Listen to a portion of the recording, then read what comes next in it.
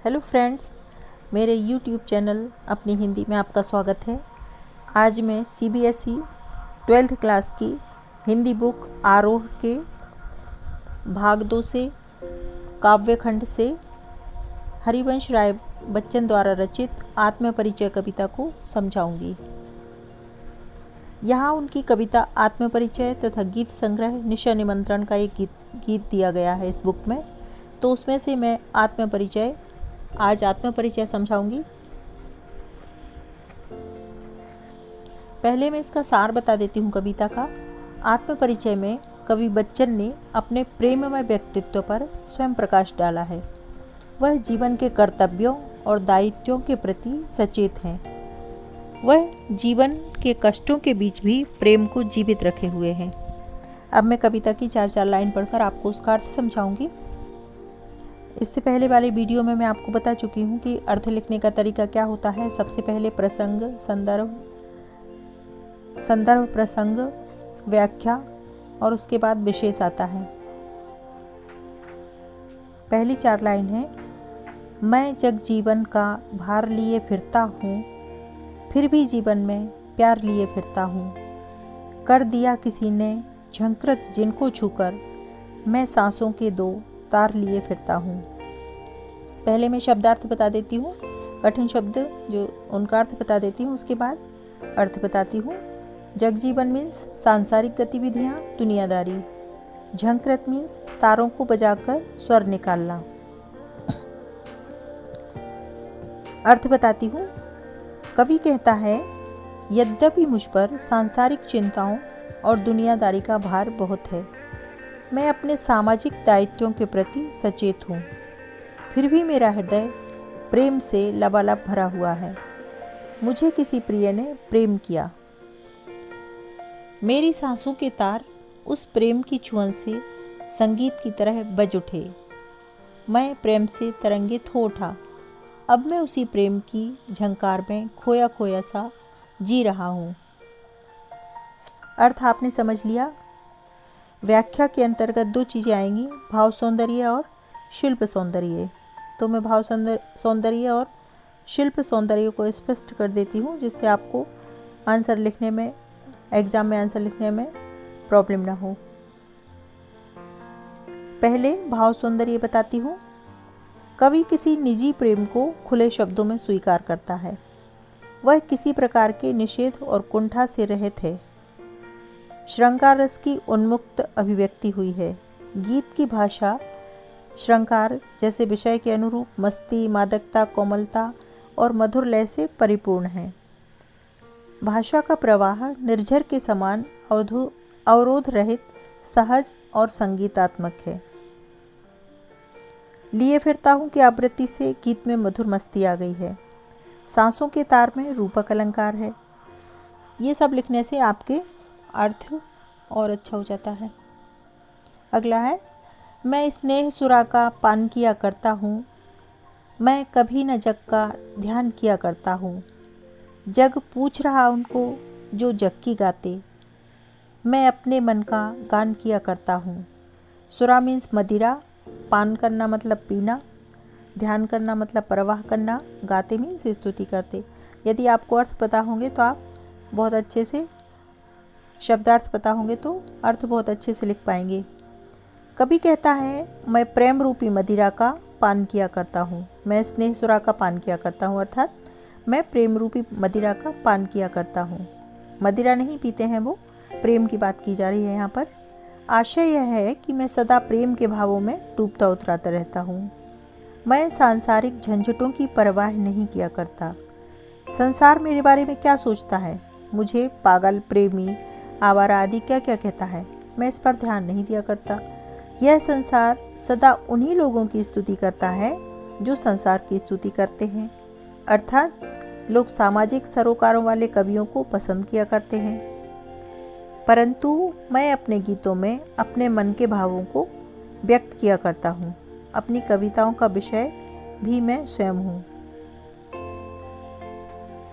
इसका भाव सौंदर्य और शिल्प सौंदर्य, कभी निजी प्रेम को खुले शब्दों में स्वीकार रहा है, फिर वही ज्यों का त्यों लिख देंगे।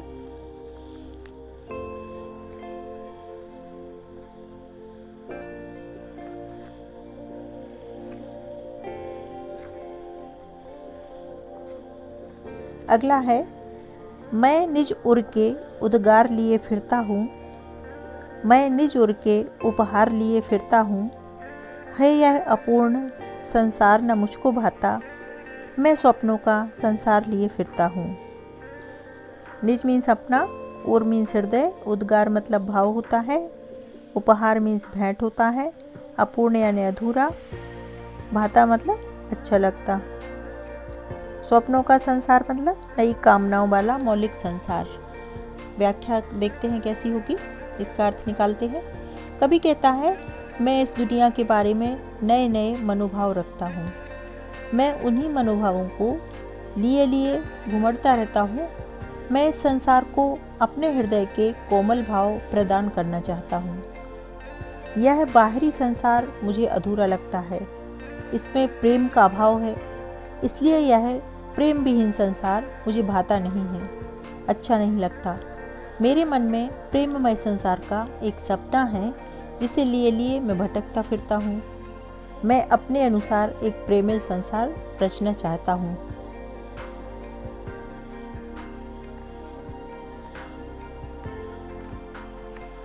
भाव सौंदर्य, शिल्प सौंदर्य आप लिख ही लेंगे, मैं आपको लिखने का तरीका बता चुकी हूँ। अगला देखते हैं, मैं जला हृदय में अग्नि दहा करता हूँ, सुख दुख दोनों में मग्न रहा करता हूँ। जग भव सागर तरने को नाव बनाए, मैं भव मौजों पर मस्त बहा करता हूँ। व्याख्या बताती हूँ इसकी। कवि कहता है, मैं स्वयं ही अपने हृदय में प्रेम की अग्नि जलाता हूँ, फिर उसकी आँच से स्वयं सुलगता हूँ। मैं इसी प्रेम दीवानगी में मस्त होकर जीवन में आए सुख दुख के बीच तल्लीन रहा करता हूँ। यह संसार विपदाओं के सागर के समान है, परंतु मैं प्रेम रूपी नाव के सहारे विपदाओं को पार कर लेता हूँ। इस प्रकार मैं संसार सागर के किनारे लग जाता हूँ और अपने प्रेम की मस्ती और उमंग से जिया करता हूँ। भाव सौंदर्य, शिल्प सौंदर्य, भाषा शैली की विशेषताएं। अगला देखती हूँ,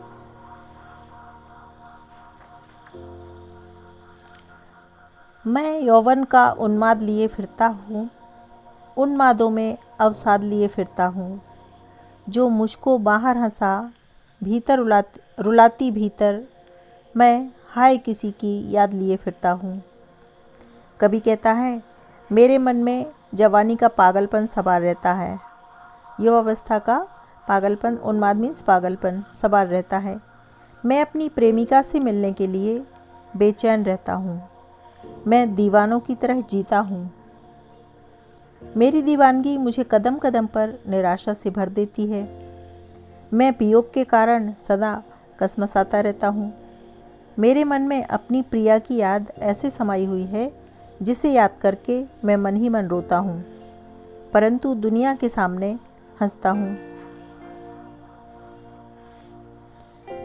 कर यत्न मिटे सब सत्य किसी ने जाना, नादान वही है हाय जहाँ पर दाना। फिर मूढ़ ना क्या जग जो इस पर भी सीखे, मैं सीख रहा हूँ सीखा ज्ञान भुलाना।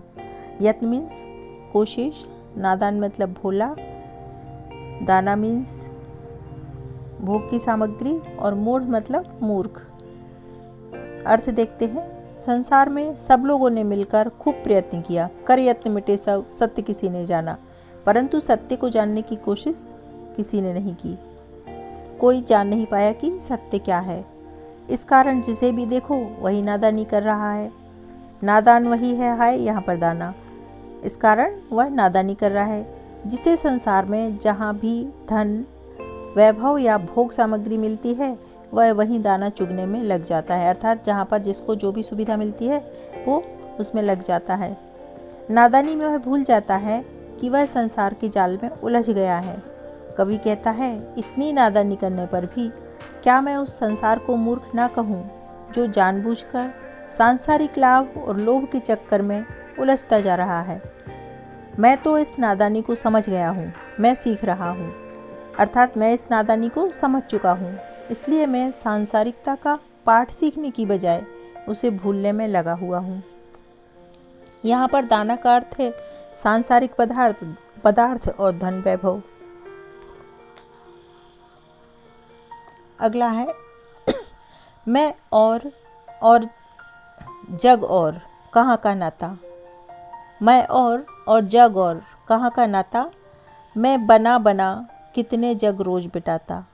जग जिस पृथ्वी पर जोड़ा करता वैभव, मैं प्रतिपग से उस पृथ्वी को ठुकराता।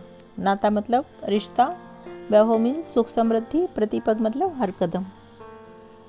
अर्थ देखती हूँ। मैं दुनियादारी से भिन्न भावनामय कवि हूँ। हरिवंश राय बच्चन कहते हैं कि मैं इस दुनियादारी से अलग हूँ। संसार की चाल बिल्कुल अलग है। संसारी लोग दुनियादारी निभाने में लगे हुए हैं, मैं भावना को महत्व देता हूँ। अतः मेरा इस संसार से कोई मेल नहीं है। मैं रोज रोज न जाने कितने नए संसार रचता हूँ और पूरी तरह संतुष्ट न होने के कारण उसे नष्ट कर डालता हूँ। आशय यह है कि मैं रोज एक आदर्श समाज की कल्पना करता हूँ, परंतु उस कल्पना को साकार न होते देख उसे मिटा डालता हूँ। कवि हमेशा कल्पना करता है, कल्पना के आधार पर ही वो कविताओं की रचना करता है। यह संसार जिस धन वैभव को इकट्ठा करने में लगा है, मैं उसे पूरी तरह ठुकरा देता हूँ। मुझे सुख वैभव और धन समृद्धि की कोई चाह नहीं है। अगला, मैं निज रोदन में राग लिए फिरता हूँ, शीतल वाणी में आग लिए फिरता हूँ।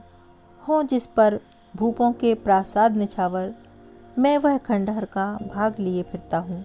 रोदन मीन्स रोना, राग मतलब प्रेम, आग मीन्स जोश आवेश, भूप मतलब राजा, प्रासाद मतलब महल, निछावर मतलब कुर्बान, खंडहर मतलब टूटा हुआ भवन। व्याख्या देखती हूँ। कवि कहता है कि मेरे रुदन में भी प्रेम छलकता है। मैं निज रोदन, निज मतलब खुद के, रोदन मतलब रोने, मेरे रुदन में भी प्रेम झलकता है। मैं अपने गीतों में प्रेम के आंसू रोता हूँ।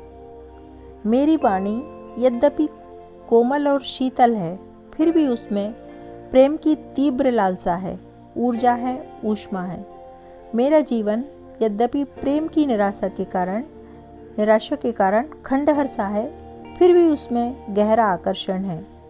प्रेम पर तो बड़े बड़े राजा अपने महल तक न्यौछावर कर देते हैं। मैं उसी मूल्यवान प्रेम को मन में बसाए हुए हूँ।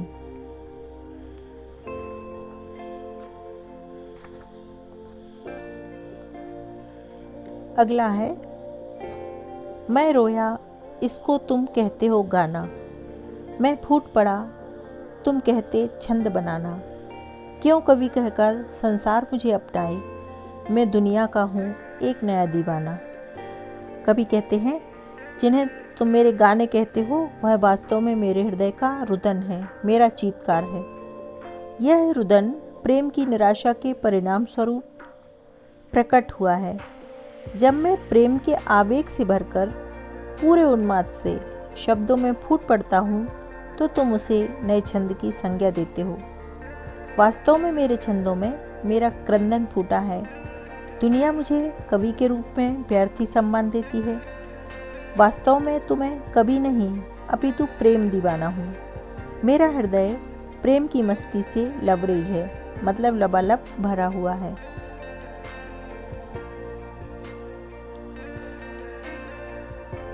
लास्ट है, इसका लास्ट छंद है, मैं दीवानों का वेश लिए फिरता हूँ, मैं मादकता निशेष लिए फिरता हूँ। जिसको सुनकर जग झूमे झुके लहराए, मैं मस्ती का संदेश लिए फिरता हूँ। मादकता मीन्स मस्ती, नशा, निशेष मतलब पूर्ण। कवि कहता है मैं संसार में प्रेम दीवानों की तरह विचरण करता हूँ, मैं दीवानों का वेश लिए फिरता हूँ, अर्थात मैं संसार में प्रेम दीवानों की तरह विचरण करता हूँ। जहाँ भी जाता हूँ अपनी दीवानगी से वातावरण को मस्त बना देता हूँ। मेरे काव्य में प्रेम की संपूर्ण मस्ती छाई रहती है। मैं प्रेम और यौवन के गीत गाता हूँ। मेरे गीतों में ऐसी मस्ती है जिसे सुनकर लोग झूम उठते हैं, प्रेम में झुक जाते हैं और आनंद में लहराने लगते हैं। मैं सबको इसी प्रेम की मस्ती में झूमने, झुकने और लहराने का संदेश दिया करता हूँ। इसका भाव सौंदर्य और शिल्प सौंदर्य बता देती हूँ। कवि निजी प्रेम को खुले शब्दों में स्वीकार करता है। श्रृंगार रस की उन्मुक्त लगभग पूरी कविता का एक ही भाव सौंदर्य और शिल्प सौंदर्य है। श्रृंगार रस की उन्मुक्त अभिव्यक्ति हुई है। गीत की भाषा श्रृंगार जैसे विषय के अनुरूप मस्ती, मादकता, कोमलता और मधुर लय से परिपूर्ण है। इस पद्यांश में उमर खय्याम की रुबाइयों जैसी मस्ती है। उमर खय्याम एक कवि थे जो बहुत ही अच्छी कविताएं लिखते थे। उनके ही जैसे हरिवंश राय बच्चन उनकी कैटेगरी के कवि थे। दीवानों का बेश लिए फिरना का बिंब सूफियाना मस्ती लिए हुए है। लिए फिरता हूँ की आवृत्ति से काव्य संगीत में मधुर मस्ती आ गई है। झूमे झुके में अनुप्रास की छटा है। आज के लिए बस इतना ही। आप मेरा वीडियो देखते रहिए, लाइक कीजिए, शेयर कीजिए।